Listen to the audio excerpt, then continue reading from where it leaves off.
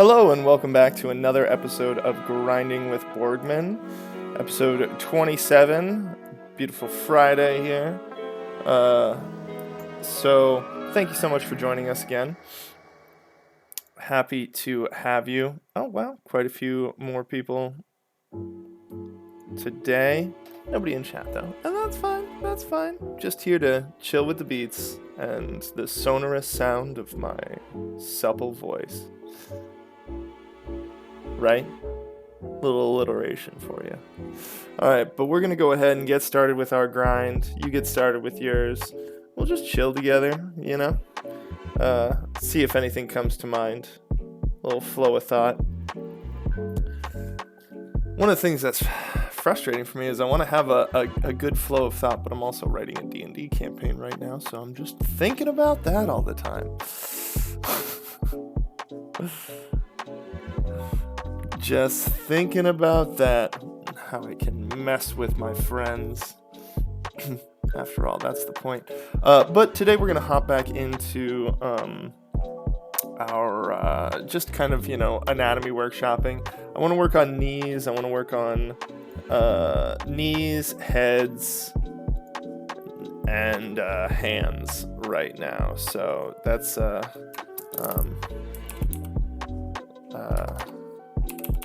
So we'll just look up some knees references first. Knees are quality. Knees are interesting.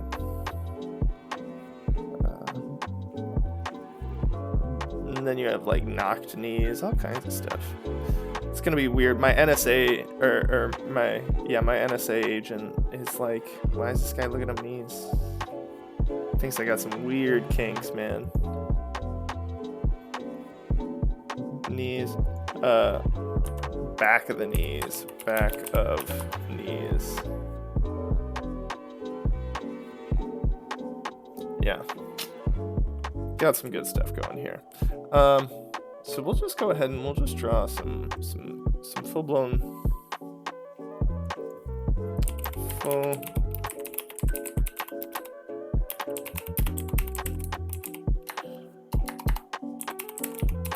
and bit of a busy day today, so should have had this ready beforehand. Sorry everybody, it's a thing that happens sometimes. We don't do our homework until right before class or before the teacher collects it. Yeah, no, I remember those days.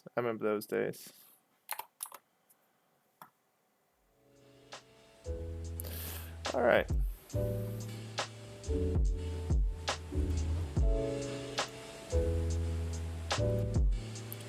Ooh, I like this one.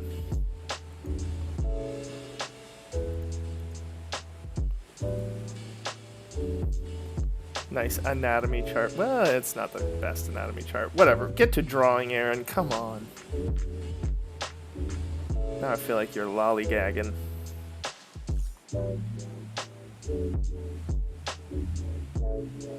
Okay. Well, let's go ahead and get started then.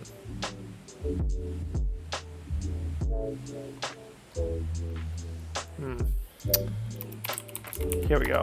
I think muscle diagrams is going to be the best. Yeah, muscle diagrams, definitely one of the better options. All right. So we'll just go ahead with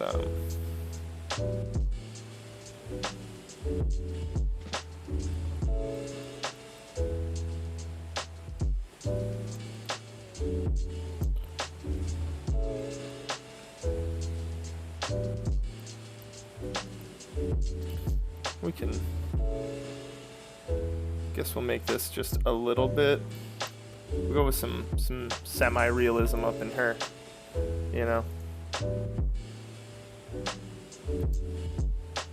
Hit that knees tab again.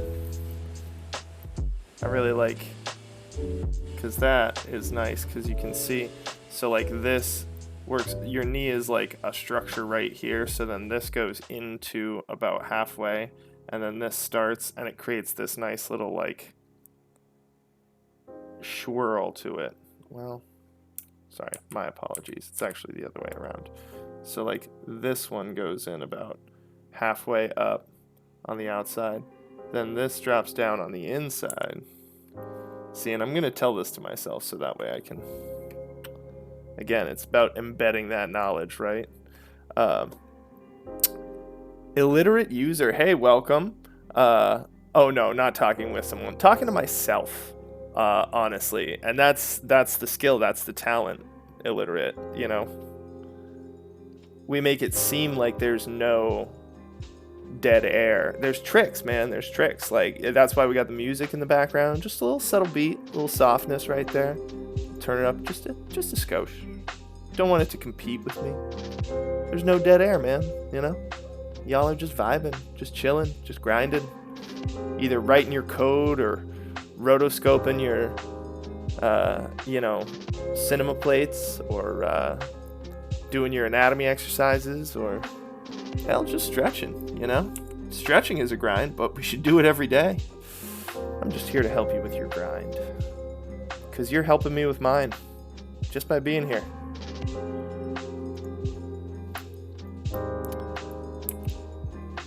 People helping people, you know?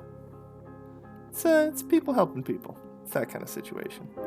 So then this structure goes, knees are so interesting. There's so much more to a knee than you think about until you actually, like, fully examine it, you know? And then it's got this little, like, negative structure right here. And then that drops in. And then the back of the knee has its own interesting stuff. Because it like this is an extrusion. This pops out. And sometimes I'm slow to respond to chat just because I'm slow to respond to chat just because I'm looking at reference or something like that. So this is actually like an extrusion that pops out around the muscles of the upper and lower legs. So then this separates, and you've got that, and then the tendon around it, and then there's the knee. So then without, you know, creating too much, without being too on the nose about things.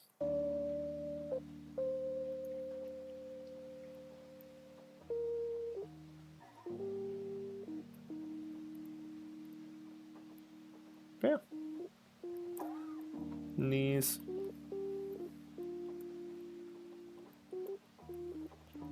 And then that. Then we got hip bone.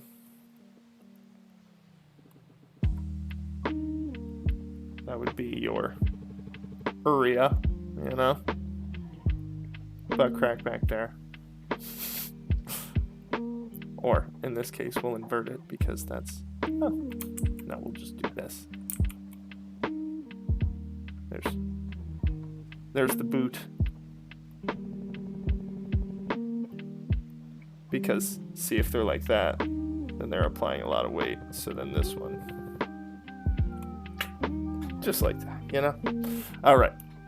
Anyways, hopping out of that, we're gonna hop into a hand. Now, normally this would be like a full devoted study, but for now we're gonna just focus on the things that I was noticing yesterday and do some full studies. Studies are a real grind, let me tell you. That's the weekly homework that you got. So, I'll just grab these ones. I like it. Oh, just a nice, simple, you know, hand situation. But anyways, I want a forearm for reference too, because I also like...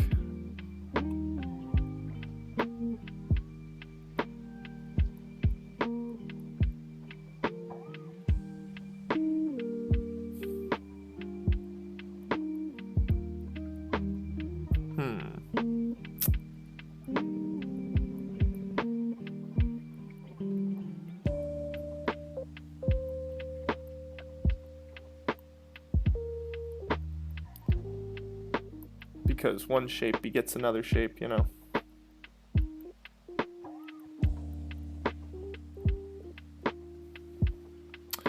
We inform the size of the... But see, then I need to be working on hands in relativity to itself. And that's one of my main issues, right?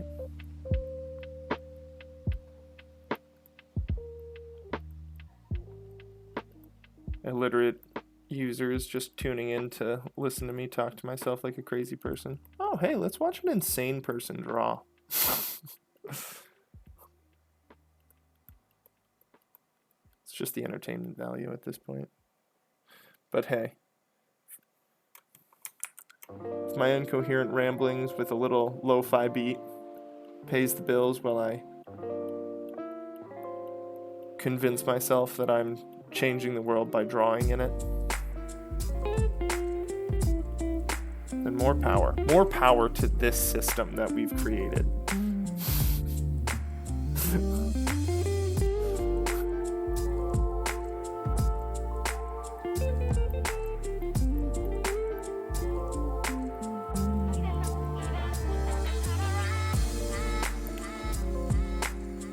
See, that's the thing when you've got your hands,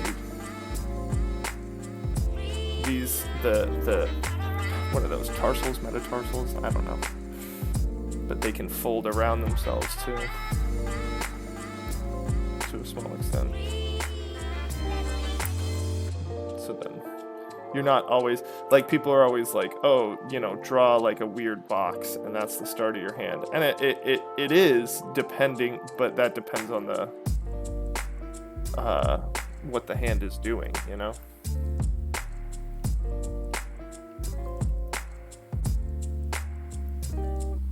Then those ones bind together, these ones bind together.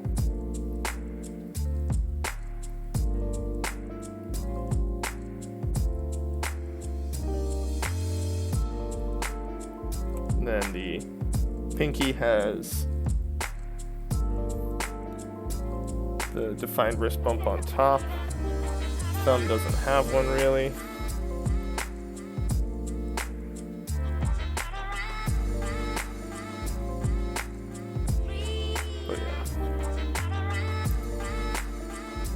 Hop back in a chat.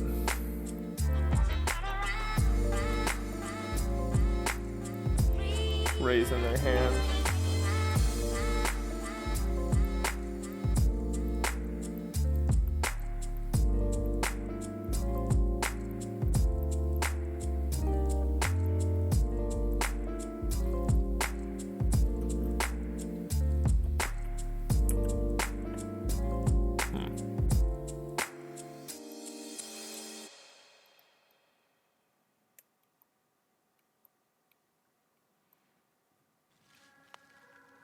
See, I feel like there was a time when I could have just, well, maybe not. Maybe not so much. Maybe I've always had to find the hand. But I just felt like there was a time when I could just more readily, like, be like, yeah, no, there's your hand, you know?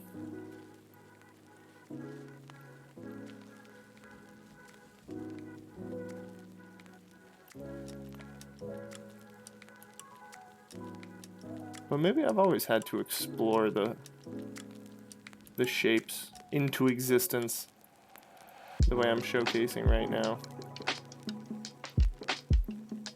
Also, like, drawing very lazily, like, you know, elbow resting on the table. Not good stuff. You really need to be drawing with your whole arm. Then your lines aren't.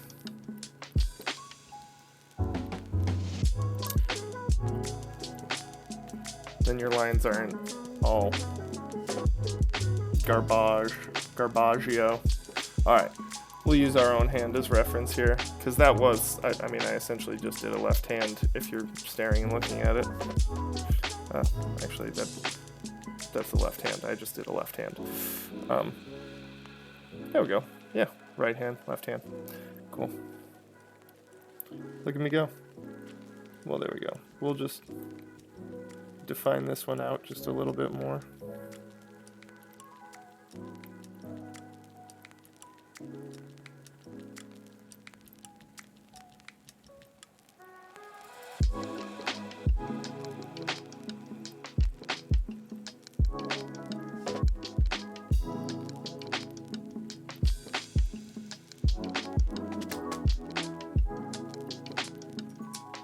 Sorry, my monitor rotated a little bit on me.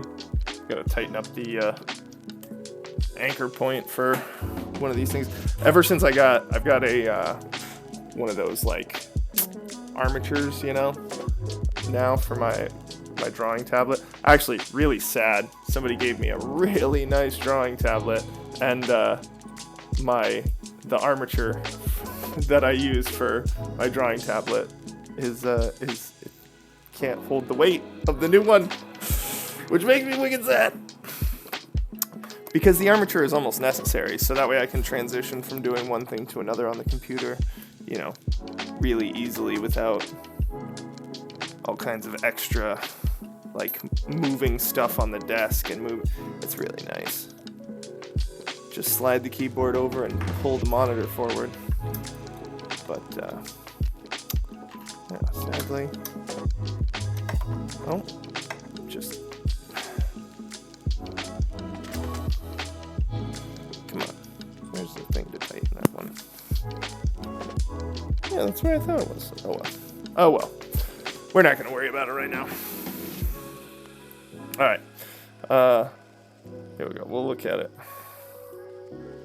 So this one, I really feel like, yeah, you want to kind of divide it into blocks almost. If you're going to do that, like,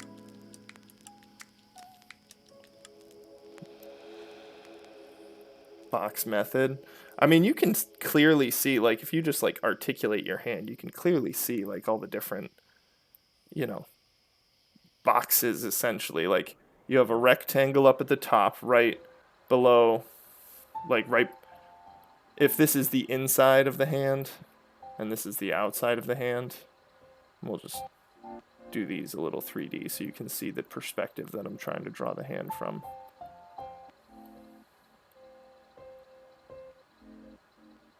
So if that's, you know, the back side, then like the knuckles are right, kind of like right here. But anyways, so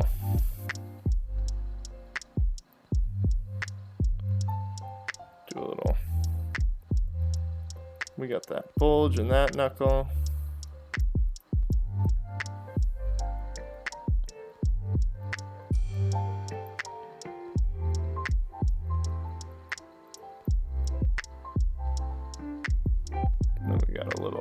Bulge right there for that knuckle, and then the skin flap goes down, but then there's one on the outside too. And this one, so we got lines right there, we got lines right there, right there, right there.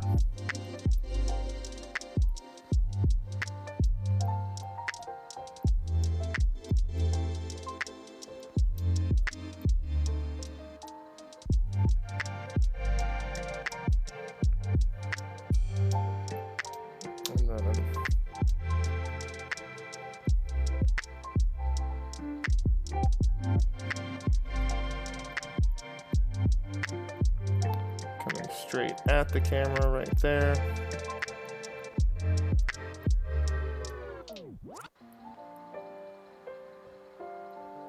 But this like blends in almost perfectly with this.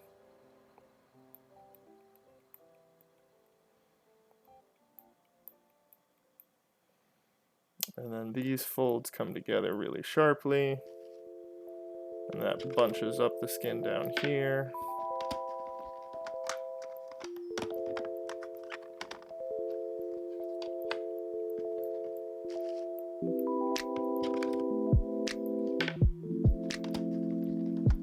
Bunches up this.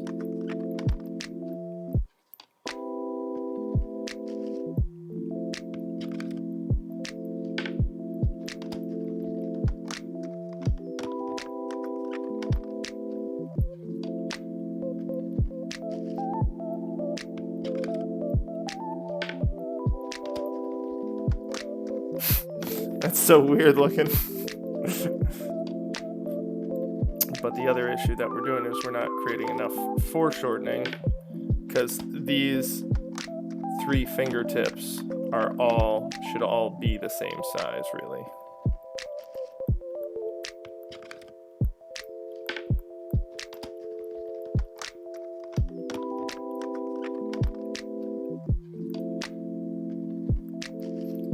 And these foreshortened angles are really hard.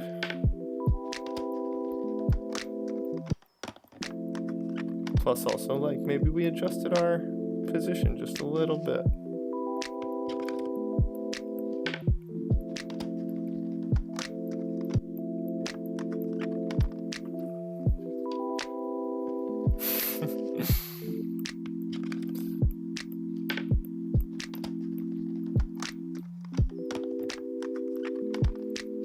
But then, you know, we'll try and save this.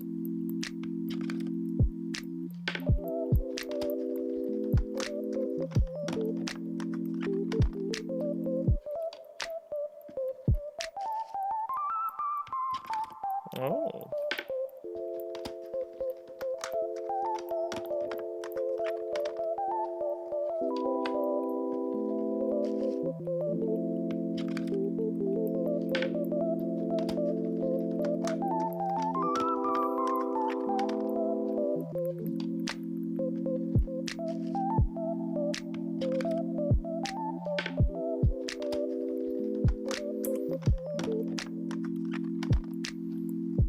Putting our sketchbook on blast, basically.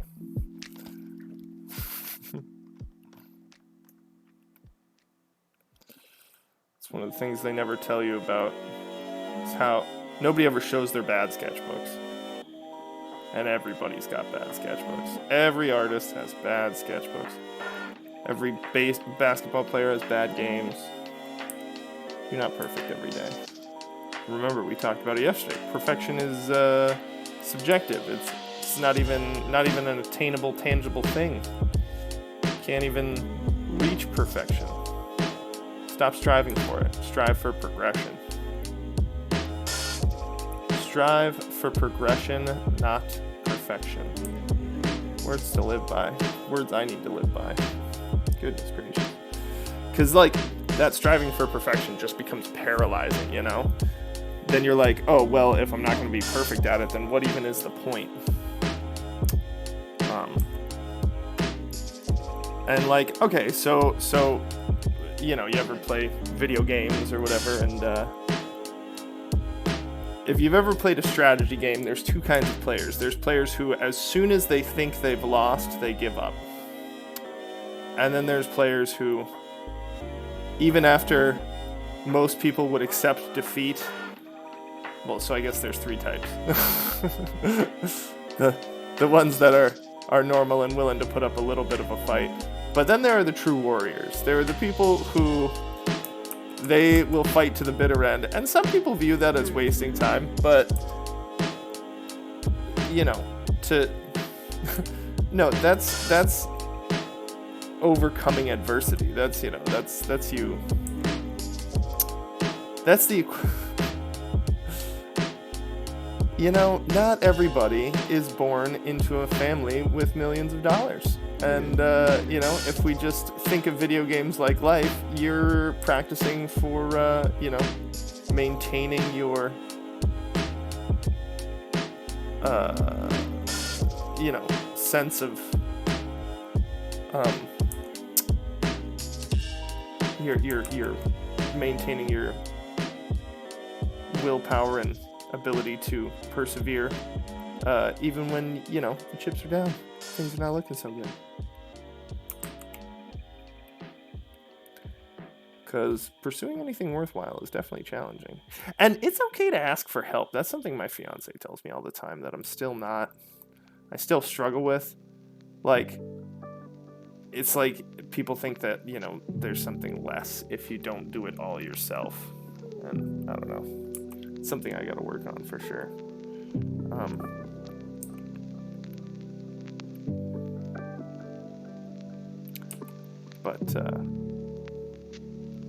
Yeah, you know, there you go. There's our hand. In that weird pose, that weird, like, coming at you. And now everybody who is looking at this is like holding their hand in that pose now too, I'm sure. Going, oh yeah, oh that's weird. It's a weird pose.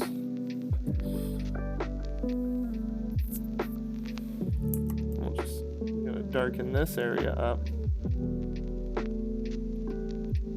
match down there. And then a little cross hatching through the whole thing. A little bit more light comes through right there. Yeah, there we go. Nice. We'll erase that one.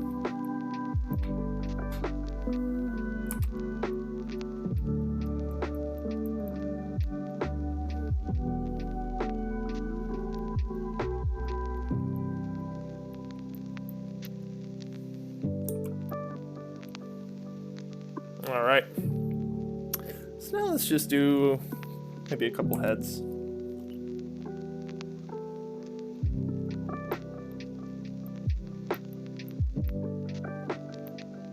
Where the head and the neck meet, that was like one of our weak spots yesterday. I remember when we were kind of reviewing. So I'm just gonna build the head structure, like the skull structure.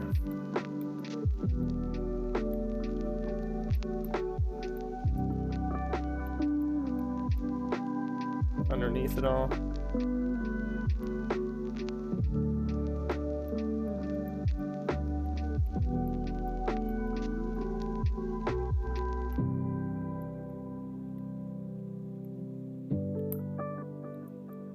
So right away, we had made that chin way too big, you know?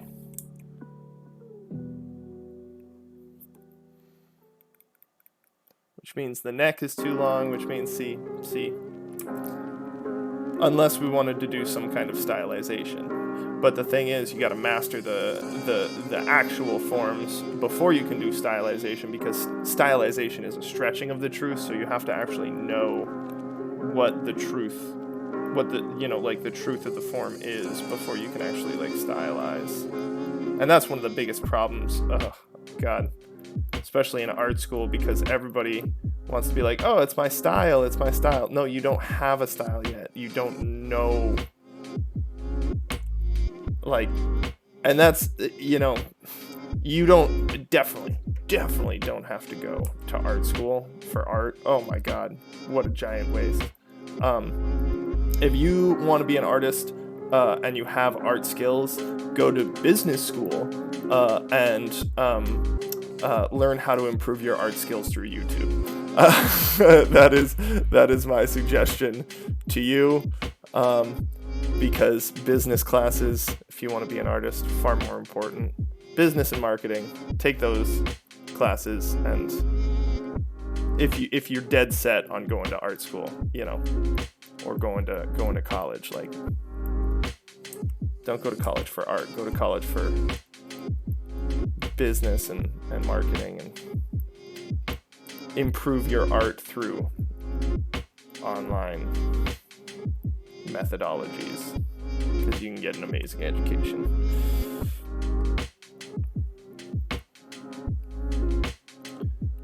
Creepy.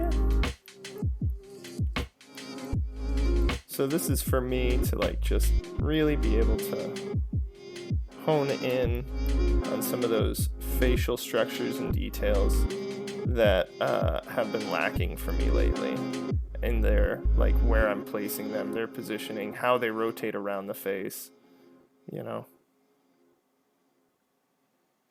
But this is cool because you're seeing kind of like one of my goals here now is to not really stop the structure from, like, not slow down at all, because it's nice to see it kind of like build in real time.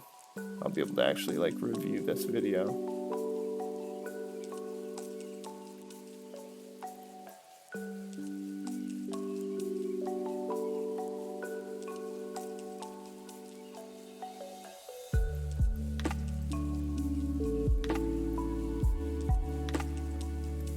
There's the brow ridge, so then eyebrow right there, eyebrow right there, bottom of the chin.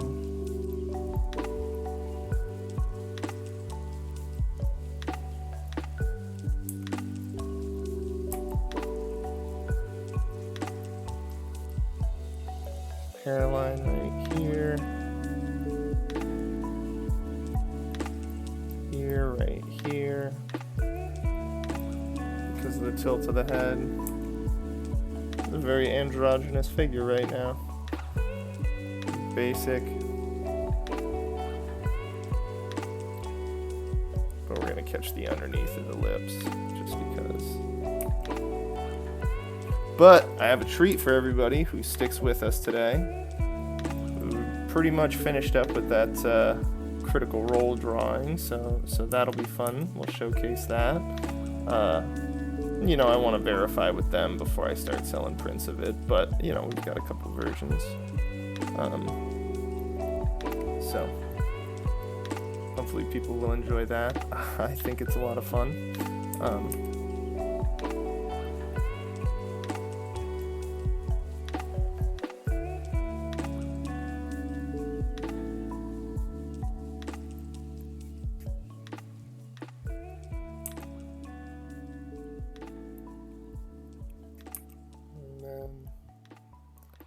This actually kind of comes down a little bit.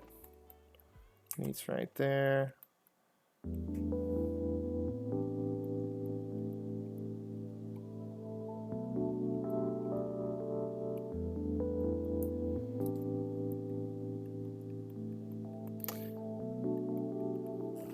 Finally starting to see, like, eyes change size so quickly when depending on like the cant of the head, how it's turned and stuff.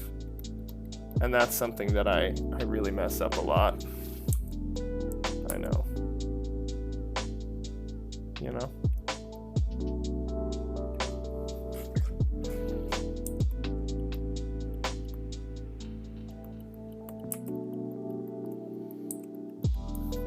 But anyways, let's see. Well, illiterate bounced out on us, but hey, you know, everybody's still in the chat, or still in the stream. Thank you so much for watching with us.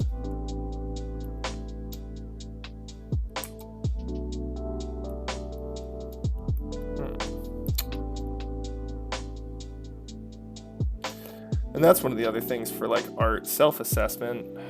Gosh, there's like there's a really fine line between like introspection and just, you know, like having introspection without like developing, you know, some kind of like either self-doubt or self-loathing or any of those things is really, really challenging. I find, I feel like for everybody, and art, really anything creative really requires introspection for improvement, because if you never, you know, examine yourself and examine your progress and examine where you're at, and then answer the question, you know, am I improving honestly, or am I at a good spot honestly, then look at that. See how amazing that's feminine nose, masculine nose, like just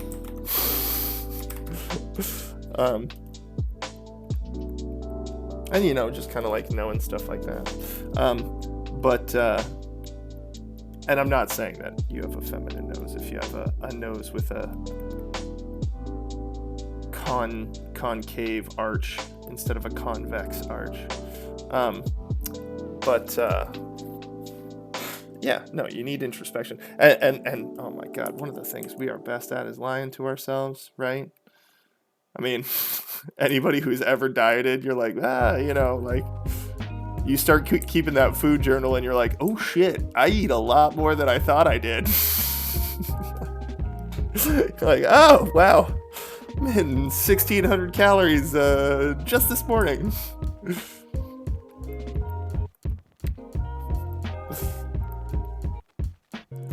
But yeah. So, but yeah, no, art really requires introspection if you want to improve at it at all. So that's another thing. Something you gotta just work on, something I'm working on, something all of us should work on. Especially right now, my goodness. We're a hateful bunch right now. Shouldn't have had that done. Oh yeah, those 1,600 calories, man, they come up quick. Especially when the word fudge gets tossed around.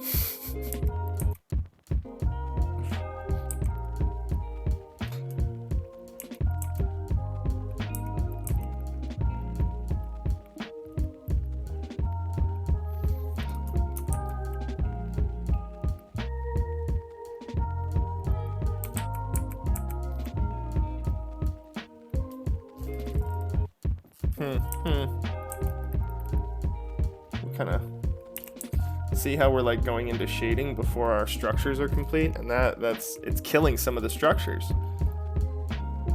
Gotta wait for the pyrotechnics. Can't be doing that right off the bat, you know.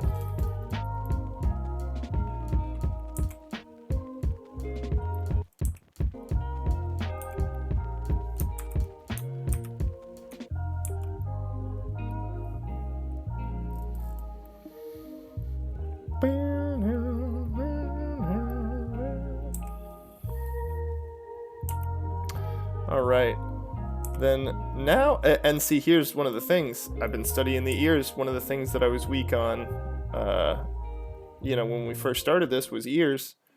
Feeling very strong, very confident with ears nowadays, because I had to work on them.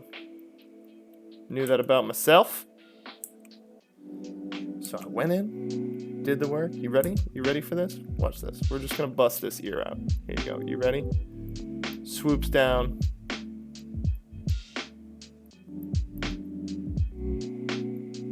Gonna make the sexy Y. Alright, I didn't have a clear canvas right here. That was one of the problems.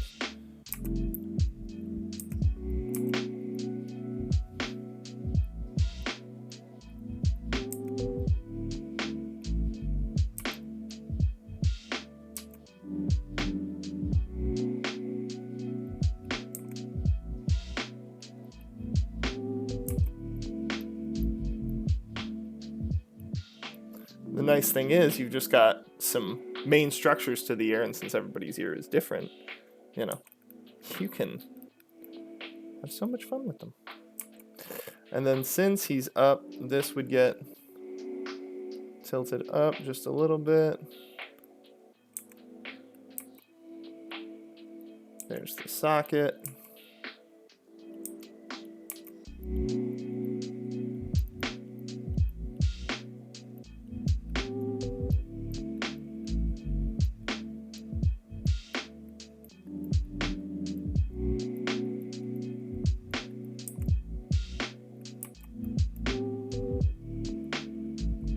The little triangle of cheek from cheekbone to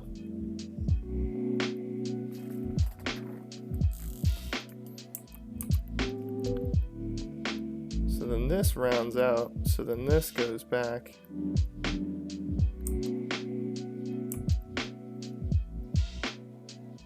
Just the cords of the neck. This cord comes around.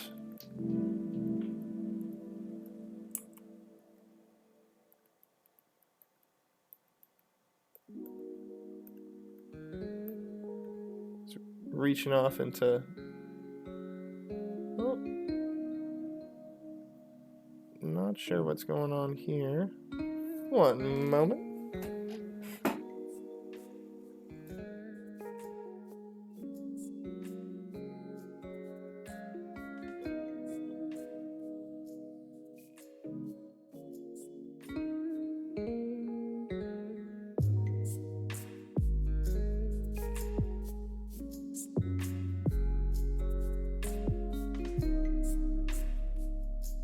Okay, nothing for us to talk about right there.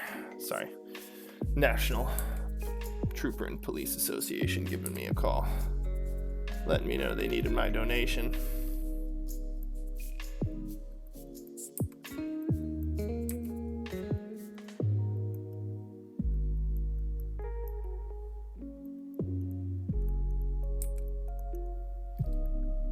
So now that we've established the height of that, there we go.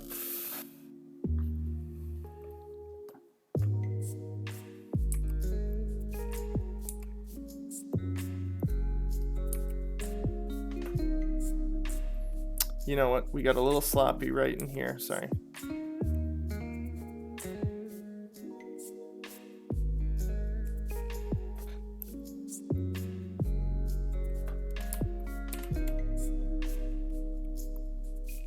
There we go.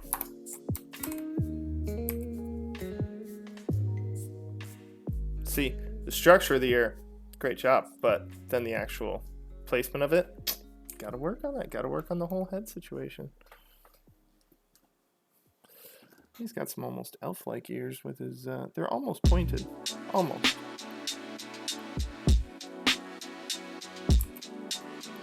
Okay. But yeah, so there we go. At least we got one head in. Just slowly back of the knee, front of the knee. All right. Compile all of this stuff into some crazy, horrible amalgamation at some point. But for now, we're going to save this for our warm-up. Make sure to save it as something you can find later.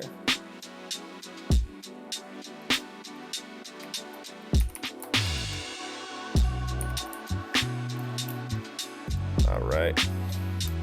So here we go. Moving on. Oh, all right. So for you fine folks, we're gonna open recent real quick. I don't want to be showing something off yet. All right, which one are we doing? Right. Yeah, probably just something you can find later.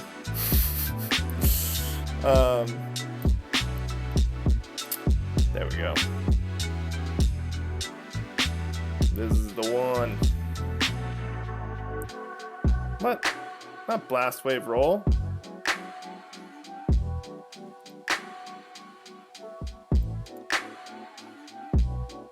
I know.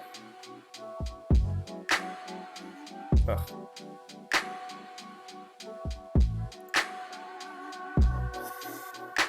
All right.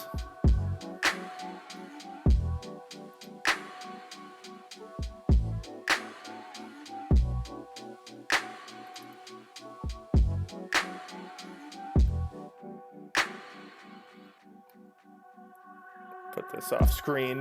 Y'all don't need to see the names I put for stuff. All right.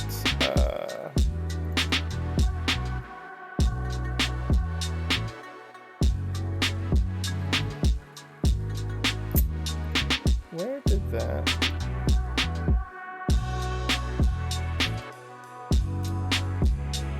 There we go. We're gonna hop back into this since we, saving that painting from 5 years ago. We'll see what we can do with it. See if it, sometimes things aren't worth saving, but screw it. I want to see what we can do. Although we are wasting a lot of time on this thing. It would be much better if we just scrapped it and did something else.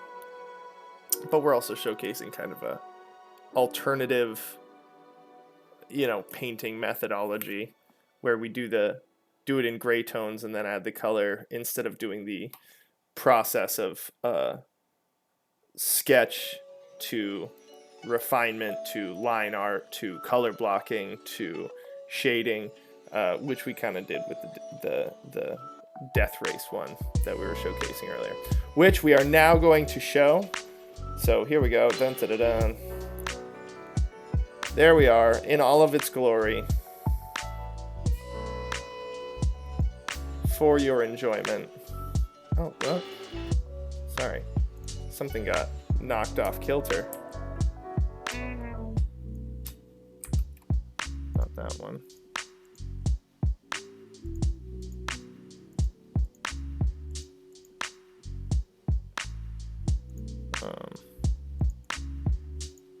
We had made a brief edit real quick, and I need to fix it now.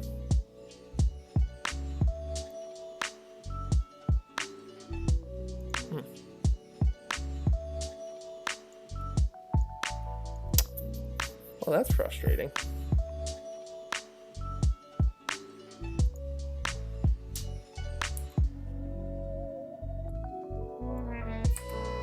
All right.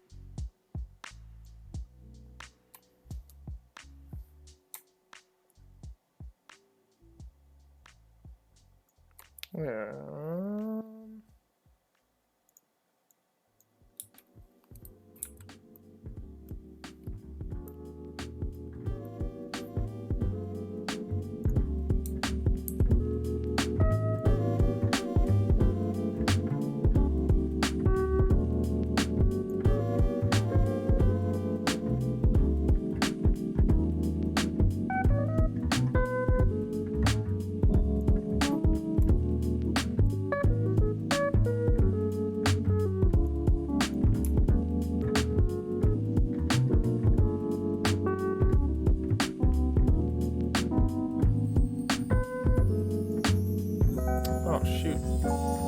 This got really screwed up when I did that.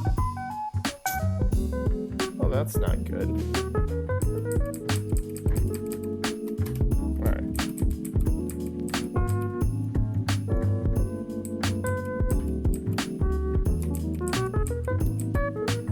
Okay. So, real quick, we're going to just go ahead and... Oh! No! No!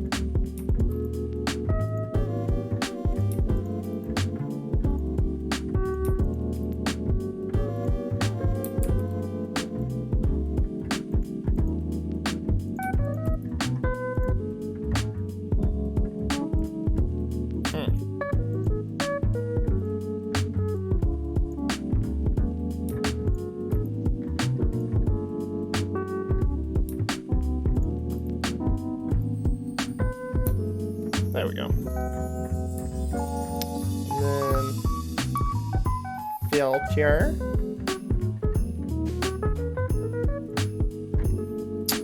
And we're gonna just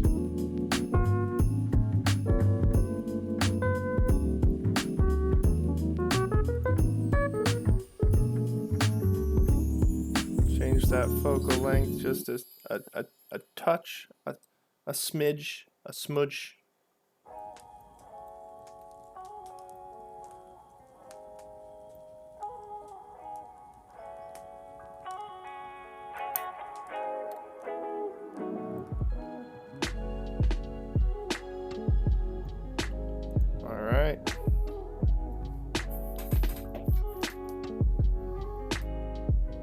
There we go.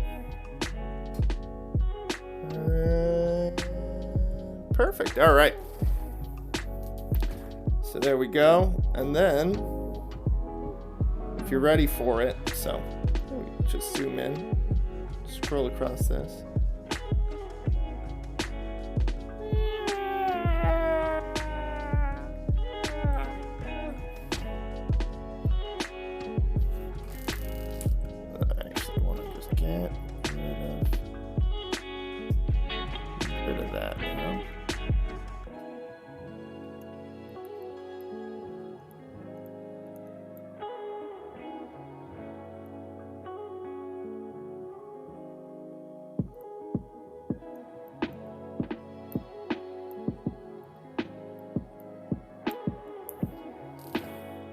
There we go. All right. And then, if you're feeling nasty,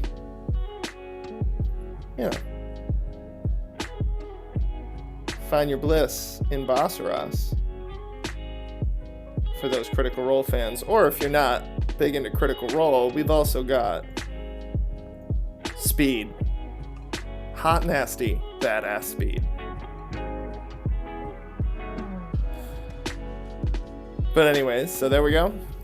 just showing you all that. And we're probably going to just real quick also just take this layer. I'm going to duplicate it.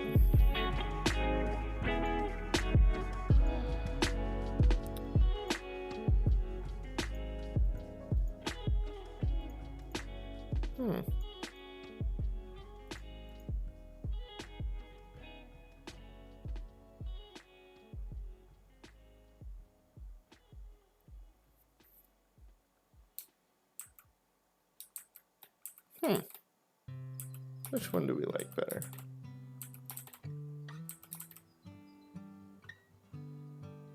Actually, I think I like that better. Huh.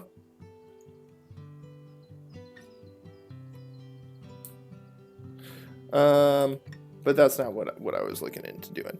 But anyway, so here we go. Layer, adjustment layer. We're gonna do the, so because of the bright light, well, maybe levels, we're gonna turn down this, yeah, turn down the saturation.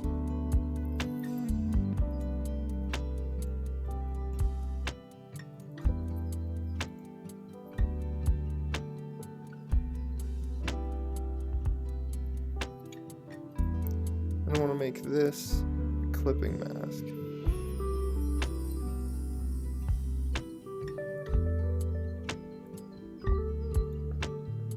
So we'll turn down the saturation. Check this out. This is going to be crazy. So we turn down the saturation, and then we go back in with an eraser. Not directly editable. Okay, here we go. So then we go in on this one, because you got to pick that one. It's chained.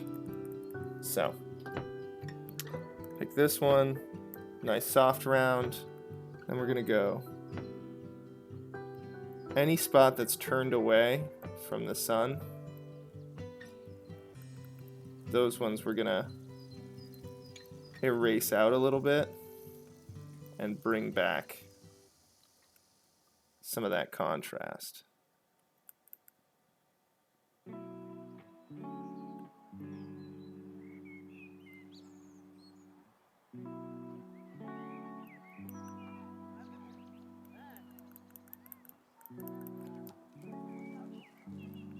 So all down here,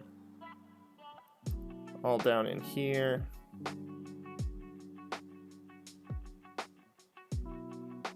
Down in here.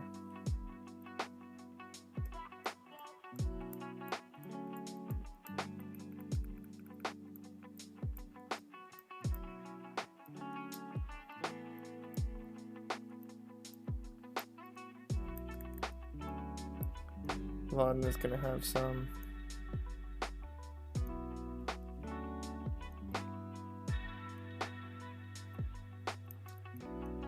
And this is just reducing the saturation, and because the saturation is going to be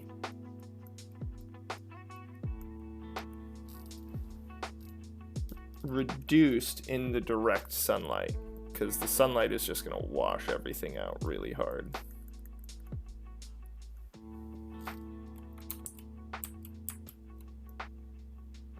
So all of this.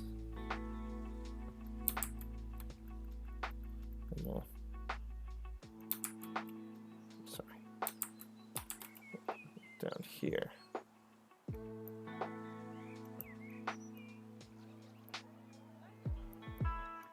Look at it, like just way more.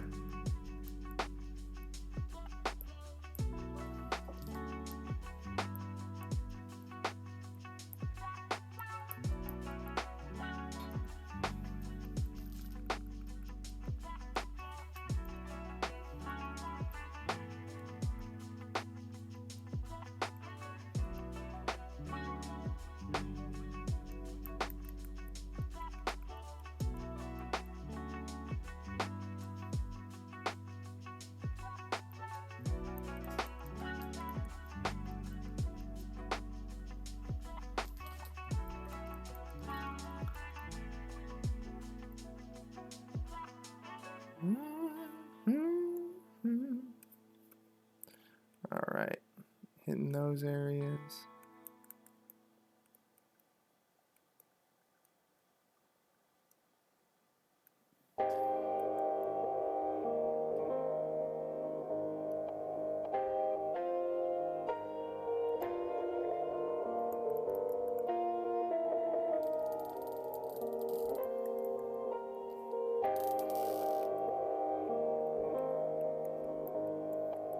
And then look at that. See how it just pulls that green out from right there? So you can tell that it's like the light is staining this a little bit. That's what I'm talking about. And then I actually want to go back in here. Just hit this a little. Nope.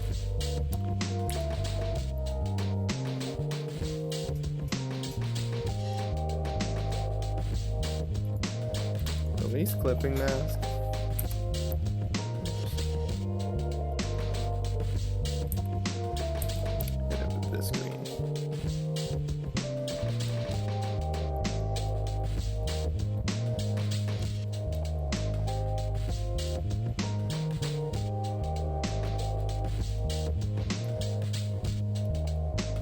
So we're not close, so we're not done yet, but definitely getting there. Seeing all the little things that we do want to make some.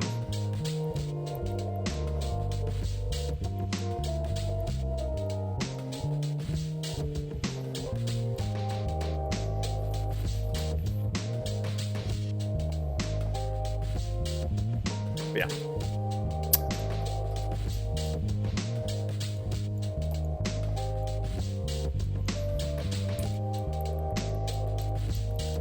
Drop back into this.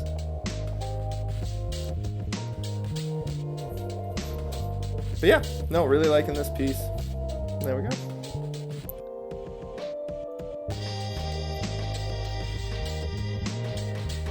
And then if you just want it, no text.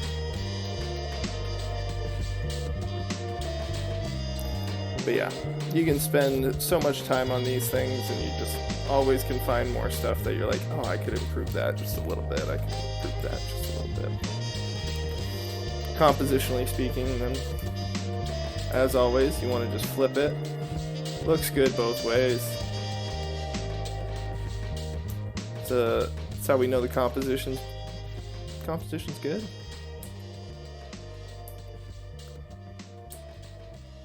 All right. So, saving it up. And, you know, I want to just verify with the actual creators whether they're cool with me selling prints of this first. But if so, they'll be available on the stores.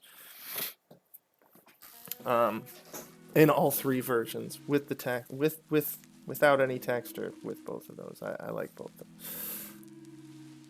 them. The quote from the beginning of Talladega Nights that they credited to Eleanor Roosevelt. Speed. America is built on speed. Hot, nasty, badass speed.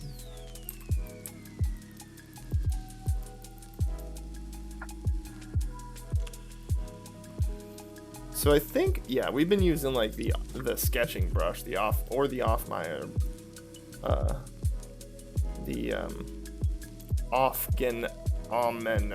Aufgenommener pencil. Been using those to draw this one, or paint this one, so we'll just stick with those so that way we can maintain kind of our brushstroke language. Create a sense of continuity in the piece. Because that's one of the things that you'll notice is sometimes people's stuff will, and I'm not talking about like when you utilize like say a texture or a pattern, like for instance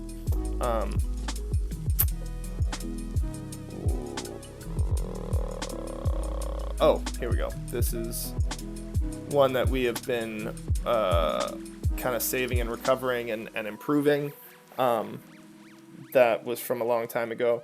And what I mean by that is like, so like if you'll notice in here, like we added like a leathery kind of, you know, texture to it. That's not what we're talking about with like changing the brush density. and like how it can mess stuff up. I'm talking about like back here, where it's like this is one kind of brush and then the soft brush over it, and it just makes it look weird. But we're still working on this piece, so you know. And this is definitely going to be available for print because this is an original. So it may be inspired by certain things, but it's not on here at all. Everything's stolen.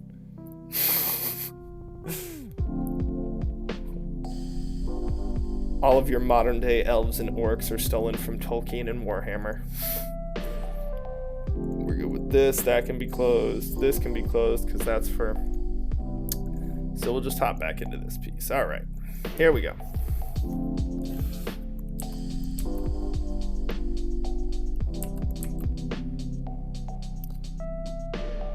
And this really was just like a warm-up sketch that we had started, and now we're going to finish it because that was one of the original concepts with the stream itself, was to go back through and try and save pieces that we started a long time ago but never finished.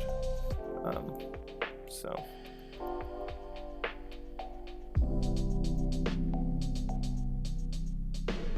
we're hopping back into that. We were just having some fun for a while, so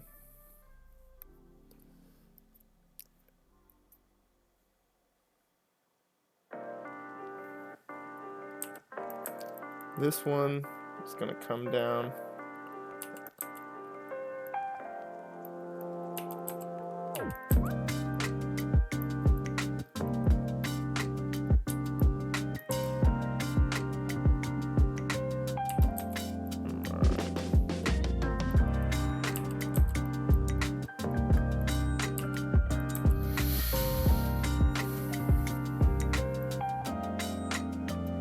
Look at the size of those triceps. Jeez and crow, that's a huge tricep, dude. These delts right here, and then this monstrous tricep. Terrifyingly large.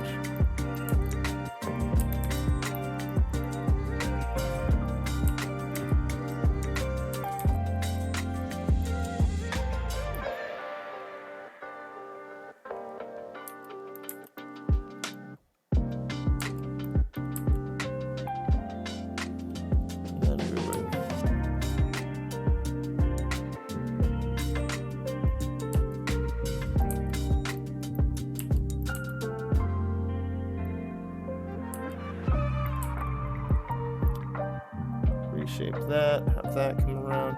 Then this is going to dive in. We're going to do a little rim lighting to cut into that shape a little bit.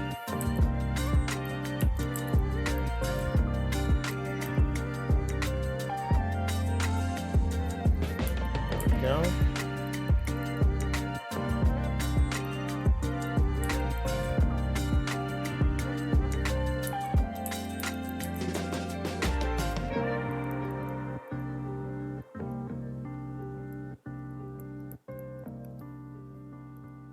Just knots of muscle right there. Knots and knots of it, dude.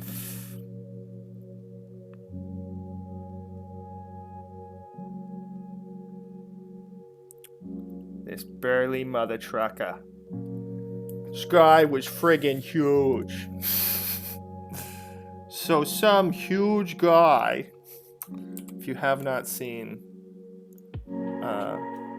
Boondock Saints, highly recommend it. So some huge guy. We've got a serial stomper. Crushing people. Oh, shoot. Cat jumped on me. Sorry. Threw me for a loop. These things. I didn't ask for them. But now I have them. And I'm forced to love them. Isn't it funny how that works? Now I'm forced.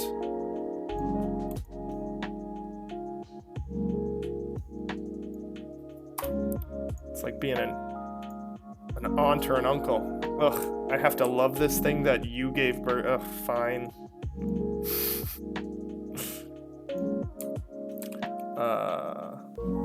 Then we're going to check this little Control Shift V. We make the layer underneath. Boom. Look at that. Oh, that's right. He's drawing that blade. Those legs are screwed up though, and we're gonna fix them. We are gonna fix these legs, people. His legs will be fixed. He will stand on his own 2 legs someday. Then merge those. But that arm is looking dynamite now. Right? Look at that. Saving it. So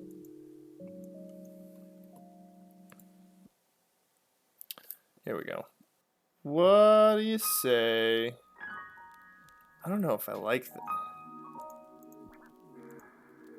You know what? We might have to just get rid of these clunky, weird, like, metal boosts. Even though I do love that look, without the rest of the armor, it looks a little ridiculous. It looks a little absurd. Like, large and clunky and out of place. So the other thing we could do is actually just try and fix the whole situation. Alright.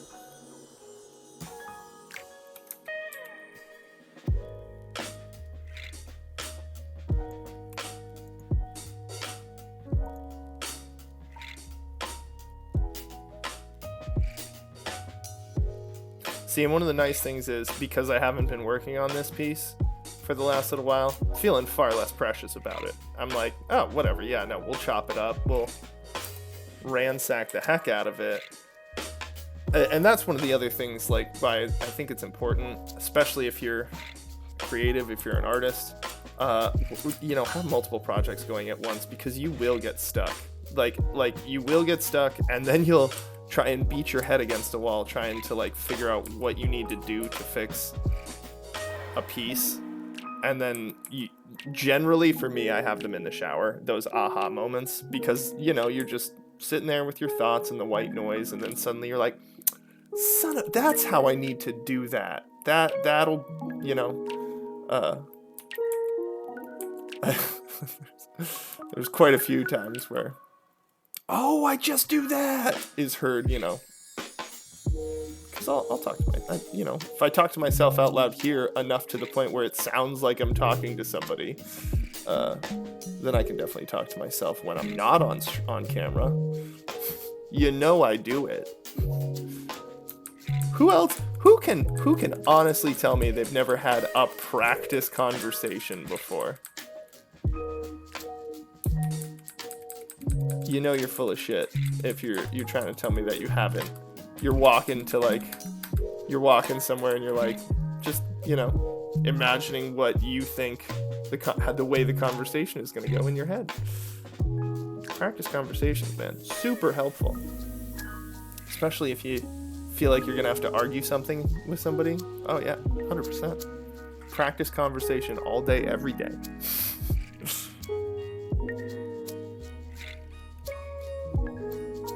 Think I'm crazy, don't you? Go ahead, give yourself a few practice conversations and be like, wow, I feel way more confident going into this situation.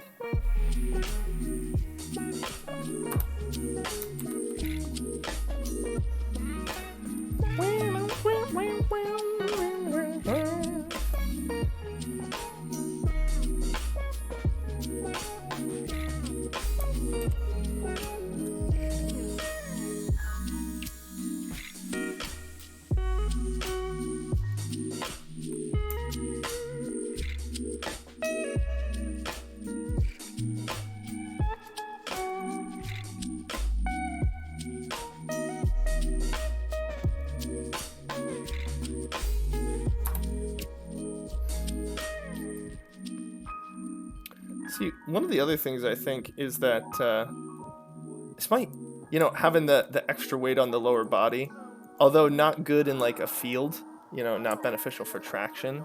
I actually, I know this for a fact now because of I recently saw and got interested in, and now I'm doing active research on medieval combat in New England. It's a thing. It's a thing, and it's awesome. And you fight with swords and shields and axes, and it's super cool. And people should do it with me. But they've had like so many championships just nationwide, and they actually have a global community. But anyways, they were showcasing just how bad medieval footwear used to be. And it's a leather-soled shoe with no traction, so it just slides on grass. So although I feel like the lower extra weight in his lower extremities would help if this big old guy was trying to push him around, or if he needed to like knee him in the face, it would also be kind of worse for traction probably, except digging those toes in, them tootsies. See, there's a method to the madness. He's got those shovel-like appendages right there on the bottom, help him with traction. But that is looking quite a bit better already. Just those little changes that we made right there. But we are going to have to, sadly, take this whole situation, cut that out, cut this portion out, cut that portion out, and then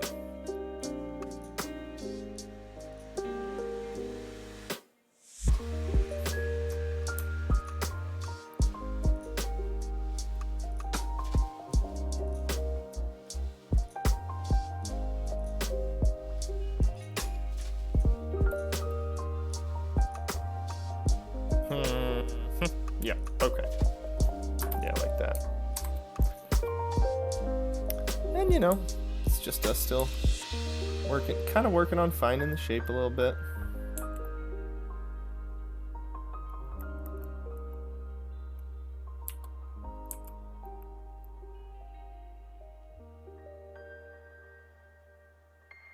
I just got like the biggest urge to play Division of all games. I love looter shooters. I wish those ones actually like made more of an impact.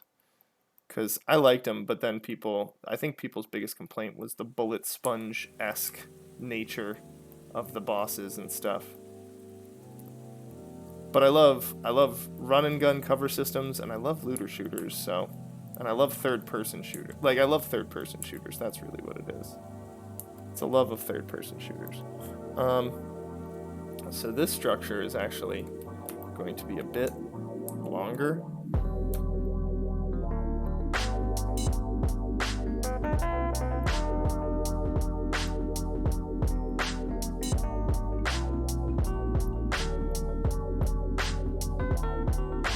And it's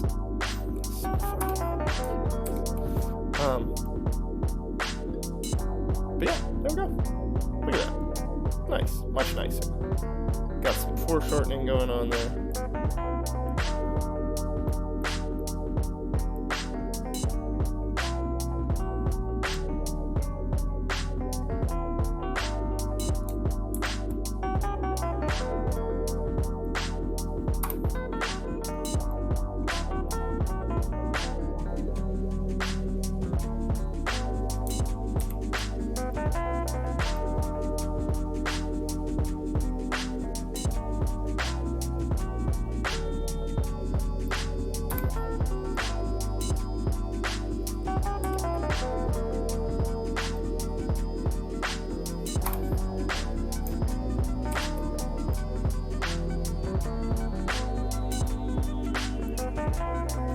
Alright.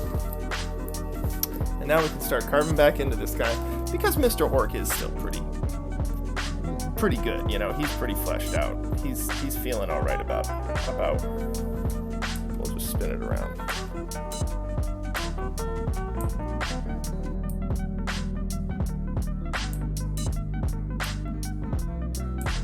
There we go.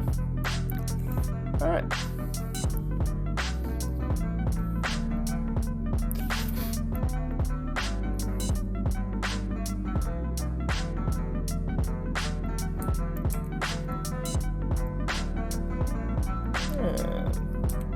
carving into that. All right, quick water break, everybody. Go ahead and take a sipperino.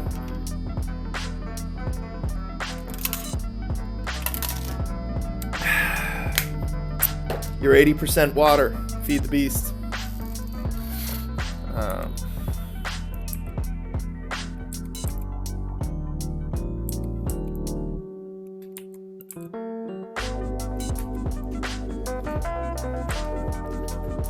What I think is going to be very funny is I feel like a lot of people, well, not a lot of people, I feel like people who are, you know, professionally much more successful than me will just end up listening to this stream. I'm 80% coffee and salt. Right, yeah.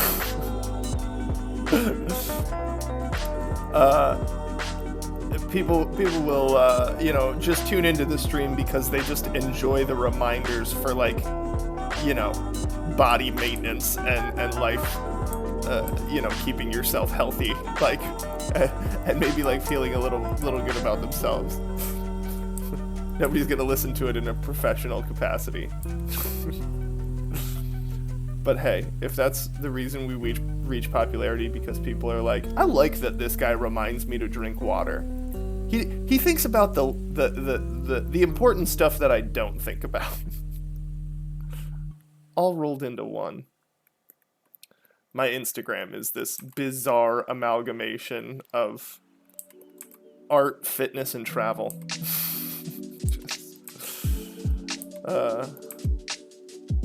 Just lessons and stuff. And occasionally you'll see like those financial advice ones though, and you're like, should I take this? I mean, you're probably doing better than me, but also how much of that is like Rich Dad, Poor Dad, Amway, MLM stuff? I had somebody, I was working at a kiosk at a mall at one point in my life, and had somebody try and recruit me into an MLM, into Amway actually, and because they said that they were struck by the fact that I was reading a book, and nobody reads books anymore. And I was like, I mean, I'm reading a book while I'm working technically, so you know,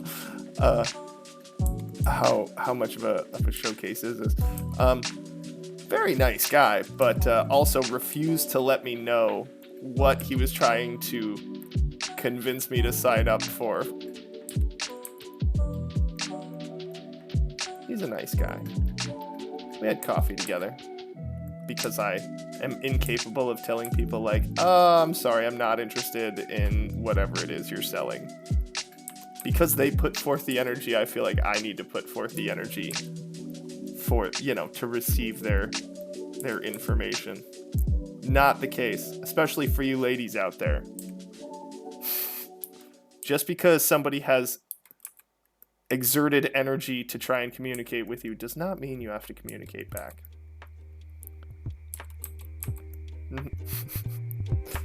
Not that any of the women who have ghosted me in the past need advice on that.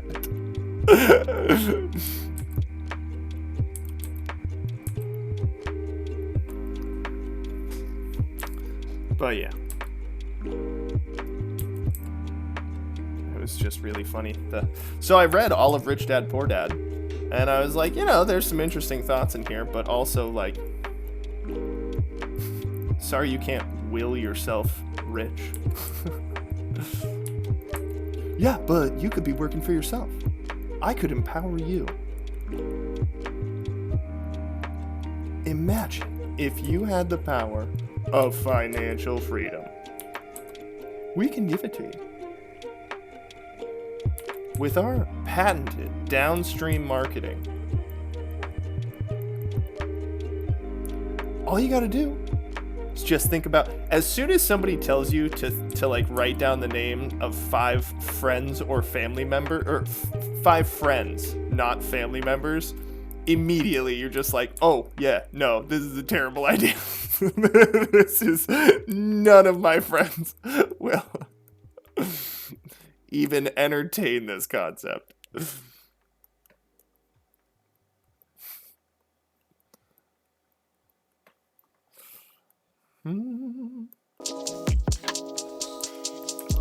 But what's funny to is if my friends want to save money on anything, they know exactly who to come to. This guy. I'm sorry. Do you want to find a sale on a day one game? You talk to Borgman.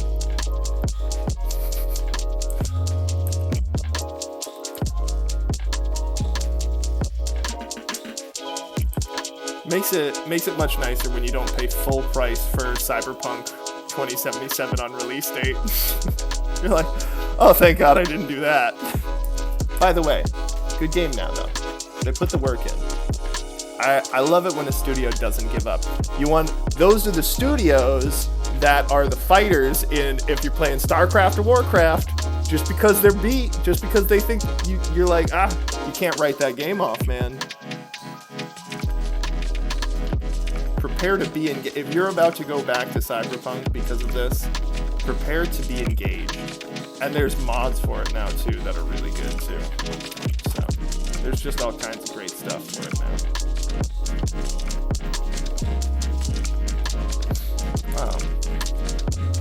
The AI can still leave a little something to be, I mean, of course it still has bugs. But I strongly feel that now, yes, at some point you have to call a loss a loss. You have to call a loss when you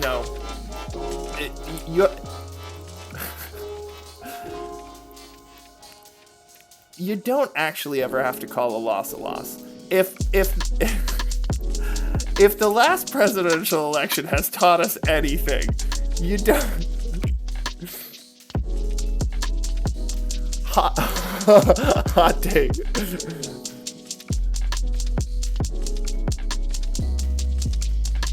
Yeah, exactly.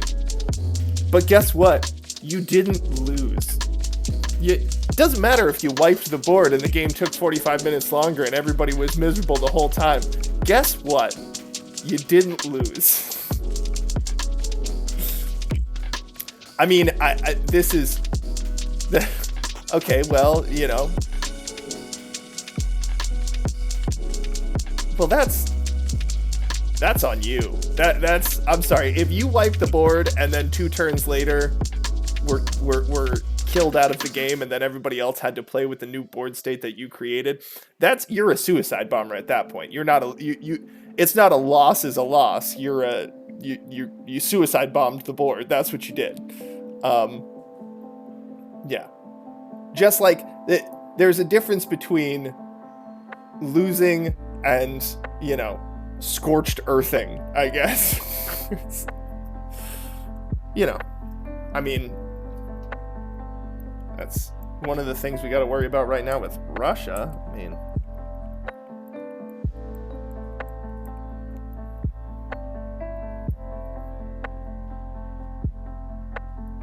yeah, no, and that's the other thing. Okay, you're taking this out of a contextualizing it in a Magic the Gathering game. And I mean, people who don't give up in StarCraft until the bitter end, a lot of people think that they're trolls and hate playing against them and stuff. But it's also like,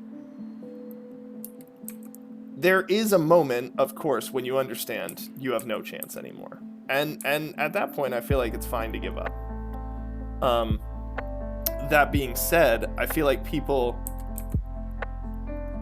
think that they get to that point far too early. I feel that people,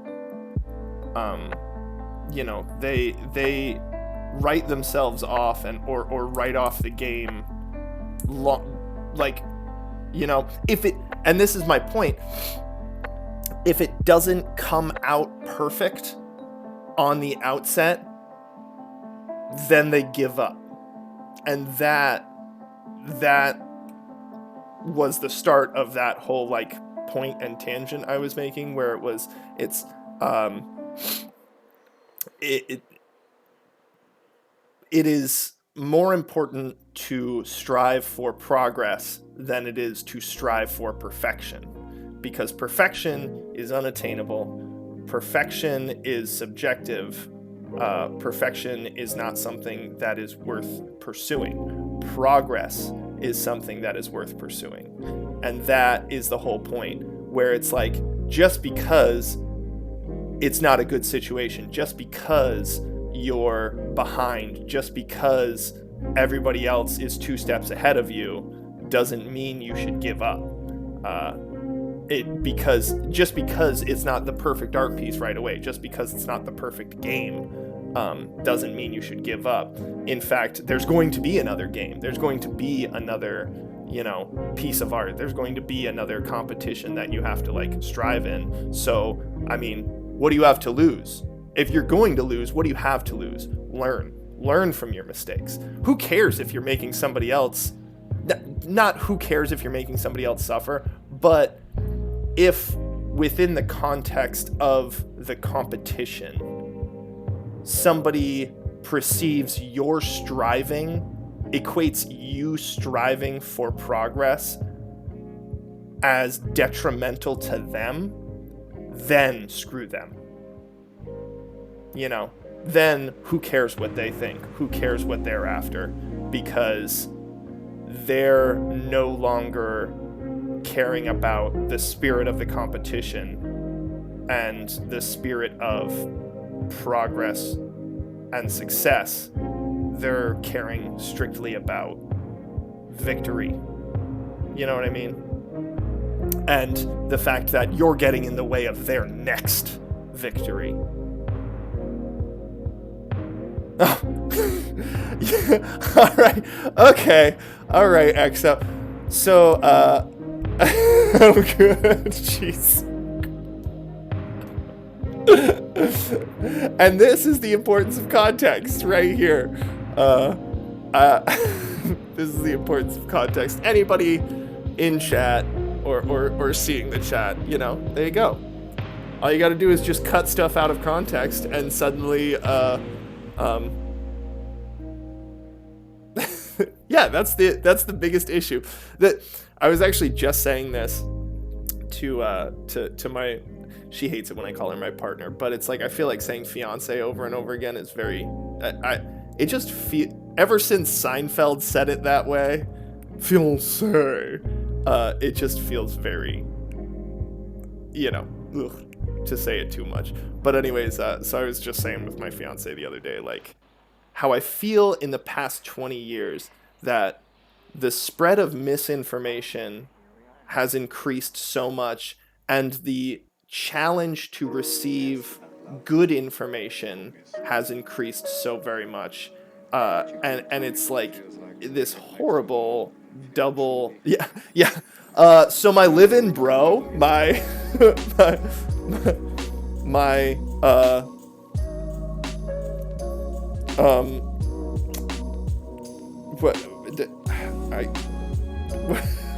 how would you say that one in the current idiom?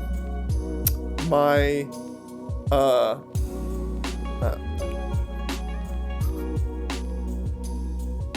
here we go. Yes, my planned, lifelong, emotionally fulfilling sexual partner and I were having a conversation.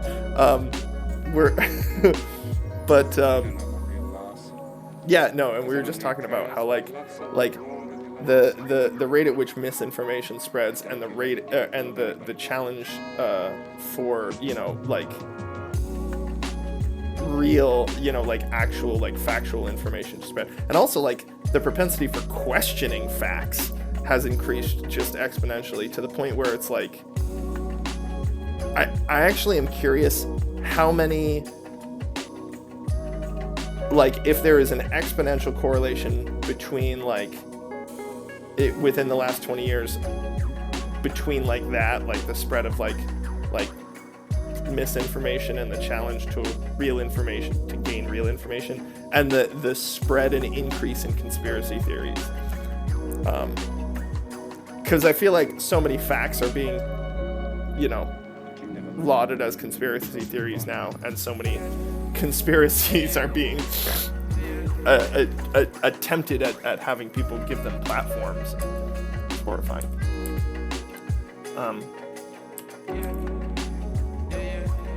And one of the things that is really funny to me is the fact that people, there's this huge push where people are like, oh, I'll do my own research. Actually, I saw a really funny thing where it was 2022 Halloween tombstones, and one of them said, Earl, he did his own research. You know, those just funny tombstones. And that one, there are people who will be offended by it, but either everything's funny or nothing is. That's I mean,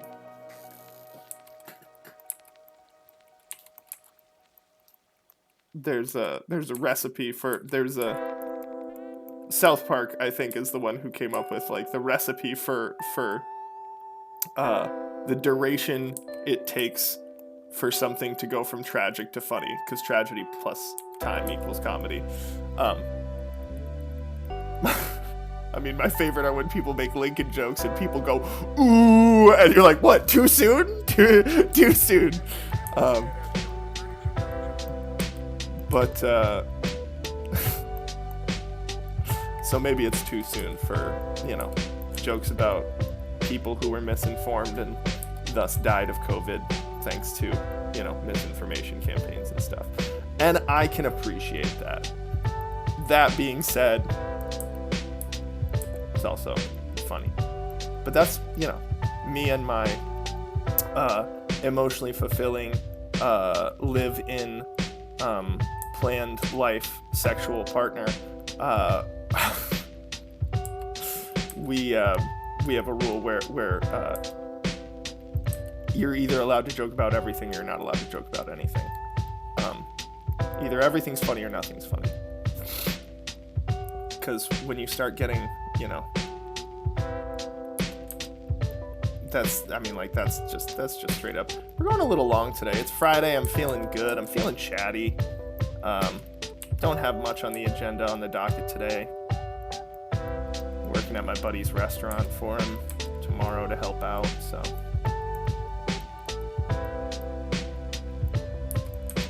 Just gonna do some drawing and just enjoy the chat a little longer if people are into it.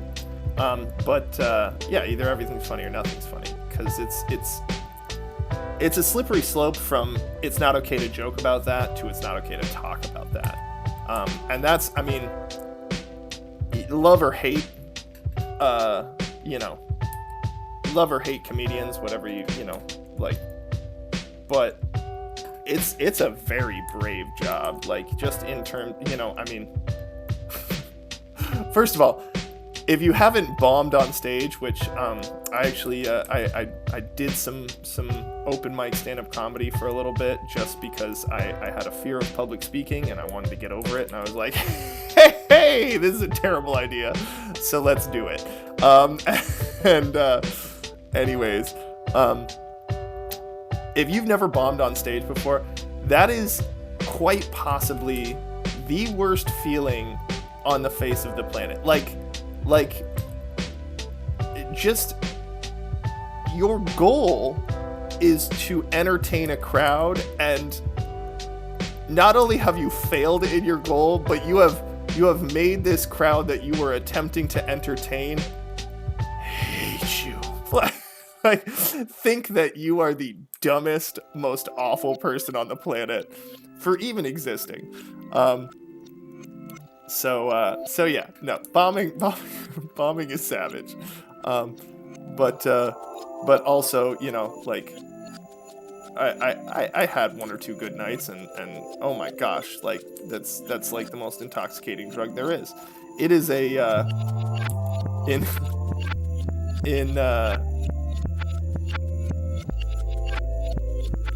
Smeth, thank you so much for joining us, man. Hey, have a good one, and thanks for contributing to the chat. Thanks for hanging out in the stream, and hey, have an awesome weekend, man. We'll hopefully see you Monday, 1:30 for stream next week.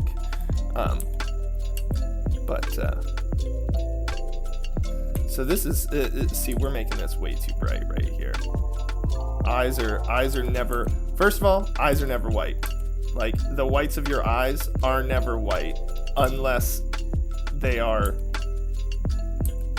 like, unless they are outside of your head being studied in a completely sterile environment. They are never white. They are always some color. But anyways. Oh yeah, either everything's funny or nothing's funny, because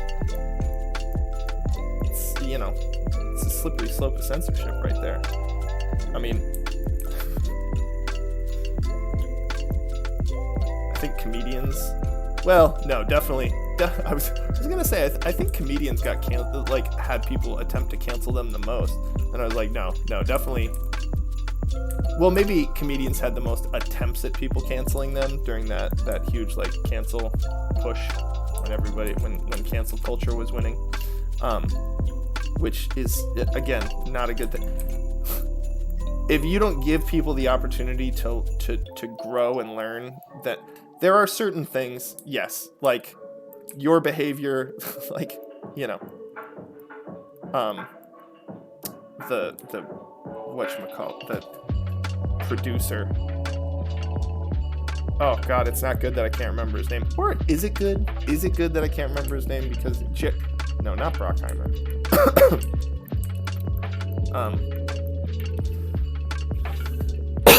Excuse me, I can't remember.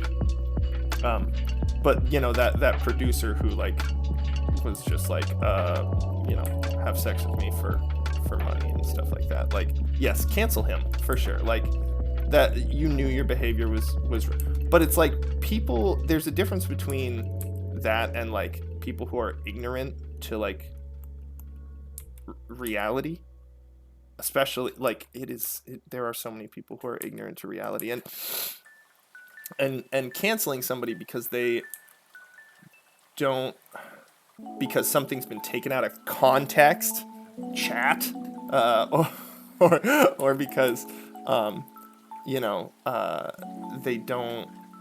they're ignorant of like one of the realities that another, you know, group or culture or something lives in. Like it's not, you know, that culture's job to educate them, but it is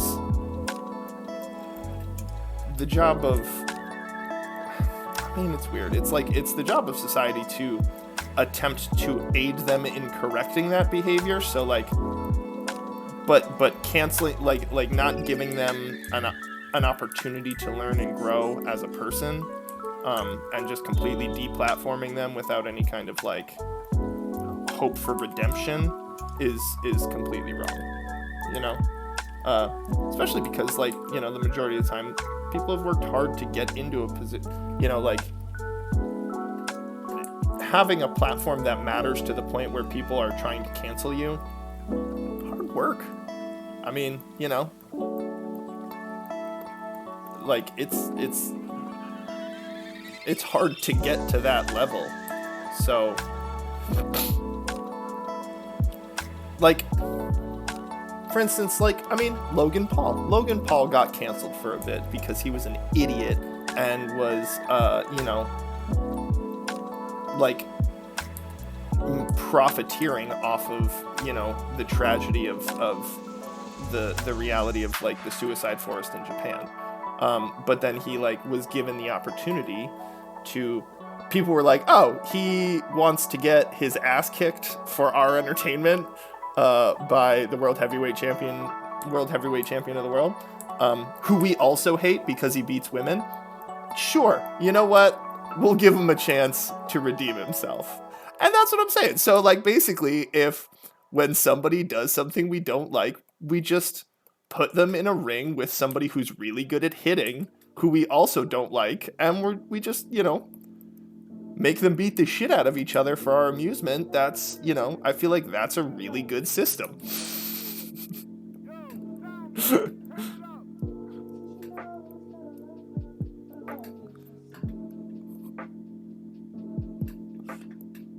But what do I know, you know? I'm currently rolling a stream. Dang, folks, this is awesome. There's a few people in the stream. Hey, well, so there you go. You know, like, so maybe I do know something. Maybe this is a good suggestion. I tell you, my dream job. My dream job, political slapper, and it's something that I really think we should implement. It's an office. It's a federal position, and what it is you employ a large, a powerful individual. It can be anybody really, just somebody. But there's an art. You got to know the art of the slap, the art of the, and I mean the shame slap, the slap that leaves the person feeling, like reverts them to their childhood. You gotta know how to do that slap. You gotta know how to do the slap that makes you go, Dad. that's the slap you gotta know. But anyways, political slapper. So your job is to, you have a whole team, and they are fact checking political figures. So whenever a political figure is speaking in a public setting, and they're using their platform and they're spreading information and all that jazz, you just got your team sitting there side of the stage, and then there's you, and you're fact checking, and anytime they say something that is just abjectly false, you walk out on stage, you just, without saying a word, wind back and just whoosh, like the Batman and Robin meme where Batman is just slapping the shit out of Robin. That slap, you just careen them across the face. I don't care if they're 75 years old and they're in politics. That's on them. It's going to keep the older generations out of politics. You people are on your way. I love you. I love my grandparents. A lot. The wisdom of the elderly, to be treasured. Please don't be making decisions that are going to affect the next 50 years if you're almost 80. Like, I love you and I appreciate you, but no, you're not going to be around to reap what you have sown, as it were. So, good or bad, come on now.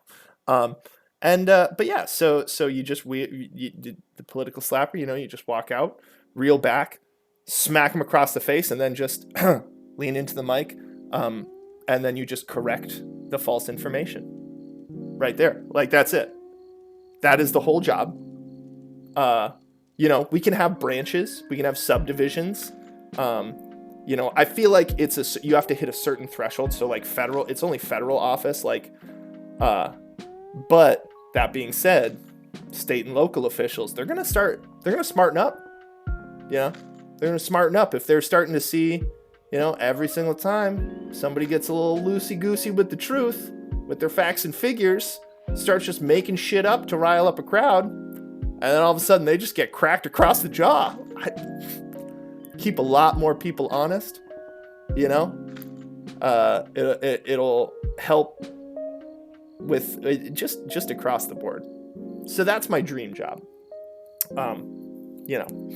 Just all 6'10", 250 pounds me. Just, sorry to interrupt. The correct information is this. Just thought you all ought to know. All right.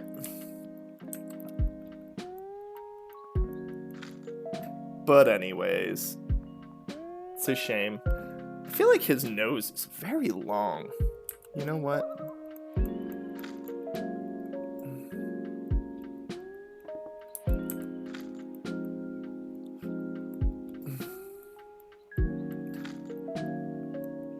That's why I was feeling like his nose was very long, because it wasn't coming out at all.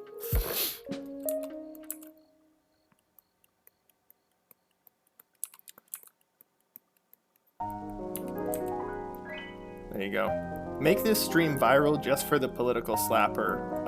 You know, the push for the political slapper. I feel like both sides of the aisle can totally get behind that. Because it's like every time Nancy Pelosi is just like, oh, we're not talking politics, people. I'm sorry. I apologize. We keep that out of this channel. Now, the political slapper, that is not a politics thing. That's a fundamental systemic change that I would like to see implemented in our government, you know. Similar to like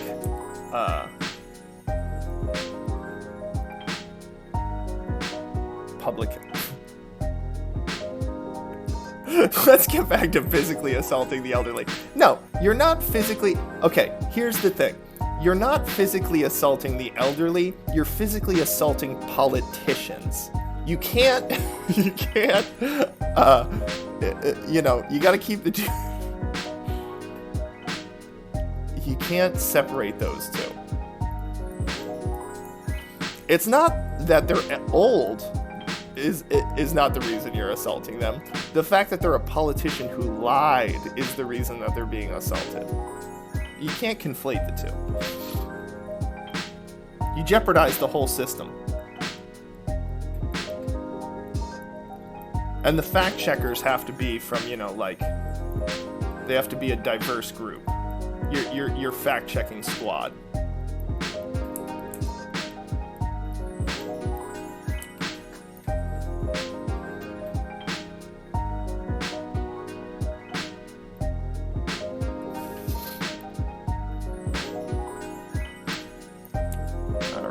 So we're gonna give him, his eyes have to be shifted this way. He's gotta be looking like at the beast.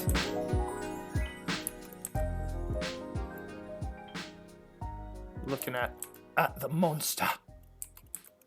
But right there, I feel like that's an issue, you know. That's one of the things I like to bring up in my D&D campaigns, you know. Orcs aren't inherently monsters just because he's a big guy. Right, yes. Fact checking. See, and that's why, you know, you gotta have everybody on your team when you're fact checking. So that way you can be like, no, this is gosh.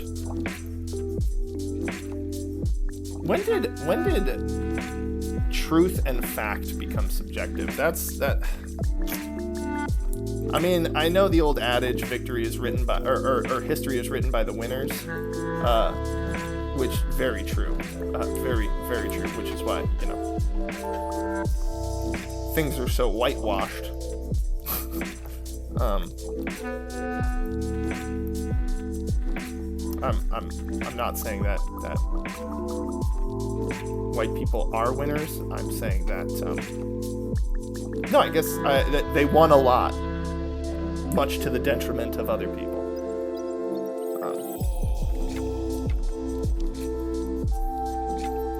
But anyways, I think that's one of my favorite things, is the concept, whenever anybody's like,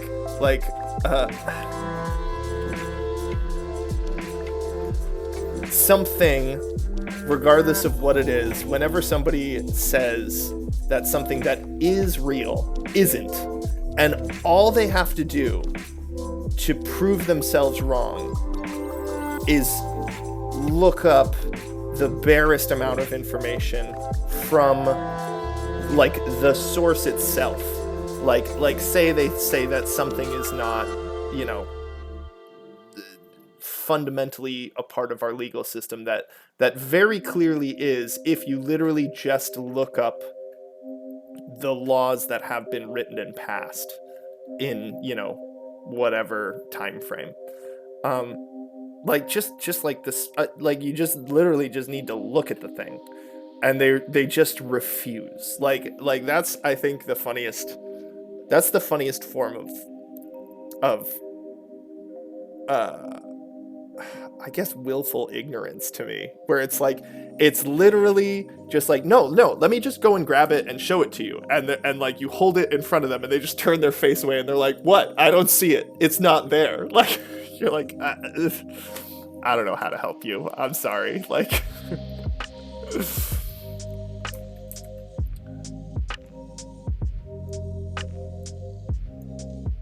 wanna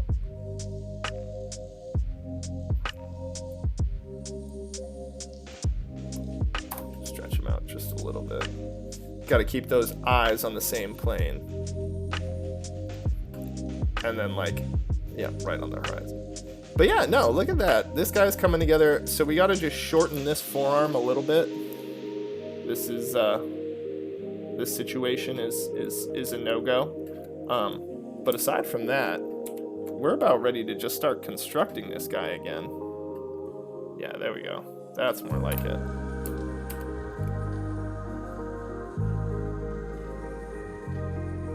Yeah. Especially, yeah, if you drop your hands. Okay, so, well, you know, I'll probably work on this a little bit more today, but I do need to, you know, man. One of the things I need to organize with stream, because, like, I don't understand how other streamers, are they cool with just eating on stream and stuff like that? Like, you know, if I gotta feed myself, gotta refill my water, take care of things, you know? But regardless, you know. Thank you all so much for joining us today. Had such a good time. Just, you know, stream of consciousness, just talking with y'all, chatting it up. Hope y'all enjoyed it. I got some editing to do on the videos from the last 2 days and posting those onto YouTube, so those are not up yet. If, you know, you were looking for them, although this is going to get uploaded after that, so really why I'm talking about it is just to be like, hey, I'm acknowledging that I screwed up. But anyways, thank you so much for joining us this week. We will see y'all at 1:30 next week for the next episode. Keep grinding, keep working on stuff, keep pushing out that content. Keep your spirits up, enjoy your weekend. You know, I know here in America we've got our elections coming up. I'm only saying that because we kind of talked a little politics today, just a small amount, not a lot. Not even politics, not even my politics or yours or anybody else's, just things that would be fun. But anyways, so, you know, remember to register to vote, regardless of who you're voting for. I don't care. Just vote, you know. Unless you know, no, I'm not going to say anything. Because, again, see, then it all just steers. It's so tough. It's so tough. It's so tough to talk about things that aren't politics nowadays, because I feel like everything's becoming politicized. Except art, dang it. No, that is too. But anyways, love y'all. Spread the love. I don't care who you love. Just love other people. And spread it around. And, you know, with consent. Yeah. Keep grinding. Check us out. YouTube, Facebook, Instagram, Twitter. We'll have still working on that Patreon to update it and get it all so that way we can start offering you some paywall incentives. We've got some good ones. I'm really going to enjoy the direction. I'm enjoying the direction that things are going to be headed in, and I think you will too. So thank you so much, and hey, have an awesome weekend. Keep grinding. Borgman Designs. Check us out. Literally every platform we can think of. And leave the world better than you found it. Have a great day. Love y'all. Bye.